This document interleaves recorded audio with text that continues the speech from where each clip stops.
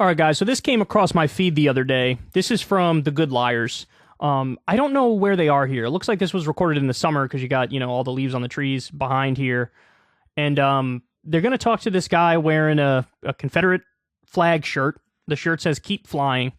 And he's going to say something here which just, is mask off type stuff. It exposes the dog whistle game for what it is. So let's watch. Just keep it flying. Keep it flying? And why do you want to keep it flying? Why would anybody want to erase our heritage? Well, some people would say that flag symbolizes racism, it symbolizes slavery, and they might have some valid points there. That's their opinion, they're welcome to their opinion if they want it. Are you pro-slavery or against slavery? I have no comment, but thank you for the interview. I'll give you one more chance. Pro or anti-slavery? No comment. I'll give you one more opportunity to say if you're pro or anti-slavery. No comment. All right. Well, there you have it. No comment on the if you're in favor of slavery or not. Just keep it flying. Again, I think this came out a while ago. I don't know how I missed it, but there's so much to say about this.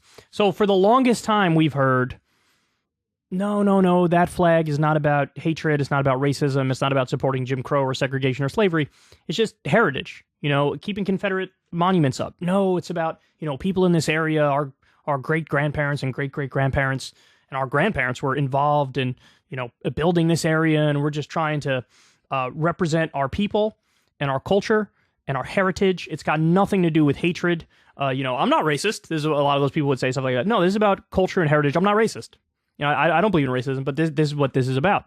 And if you repeat that enough, I'm sure there's some percentage of people who actually have internalized that and believe that and, view it as a more benign symbol. But what you're seeing here with this guy is, with a lot of people, it's just code, right? He's just speaking in code, and it is about support for those negative things. This was the whole idea of the Southern strategy by the Republican Party, when you had sort of a realignment that happened. The Republican Party, it got to a point in American culture where you couldn't simply say, call black people the N-word, openly support segregation and discrimination. And so a lot of the language changed at the time and became much more coded. For example, Ronald Reagan, you couldn't say these no good N-words or mooching off the government. And so it became, we're against welfare queens. We're against the lazy people who just take a check and spit out kids all the time. That's who we're against.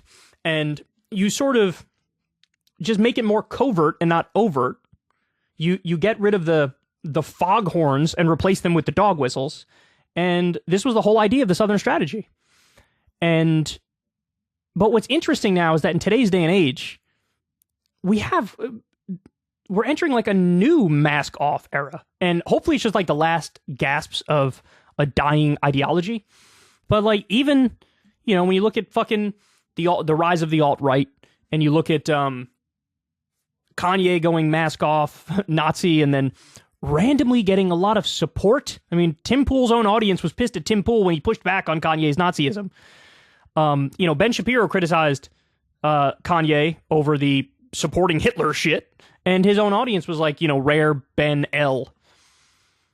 And so it's weird because the thing about the coded language is if you do the coded language long enough, some people will internalize the code, and the code becomes the point, and they actually don't believe in the hatred anymore. But what you're seeing is that with a lot of people, a giant chunk of these people, no, they still knew every step of the way, oh, this is code, and I'm hiding what I really believe. But that's but what I would say to these people is, why not just be honest, right? This guy, he started his answer by saying, no, it's about heritage. And then after being pushed on the slavery thing, he's like, no comment. But if you support it, just say it, right? Don't even say the heritage part. Say, I'm flying this flag because I like what it represents. Now, by the way, just a little history lesson on this flag in particular. This flag was used specifically during the Civil Rights era as a backlash against the Civil Rights movement, as a backlash against, Martin Luther King and James Baldwin and the push for the Civil Rights Act and the Voting Rights Act and desegregation. It came out specifically to say F you to that movement, because this actually isn't even the original Confederate flag. The original Confederate flag is a different flag. And then this became, you know, the new Confederate flag, which the whole point was fuck you to the civil rights movement. So it very literally, it is about preserving racial segregation and hierarchy. And so, again, the point I want to make to everybody here is just say what you think, because there's nothing more annoying than the people who tap dance around it and are like playing hide the ball with their true beliefs. Like, look, if you really believe it, own it.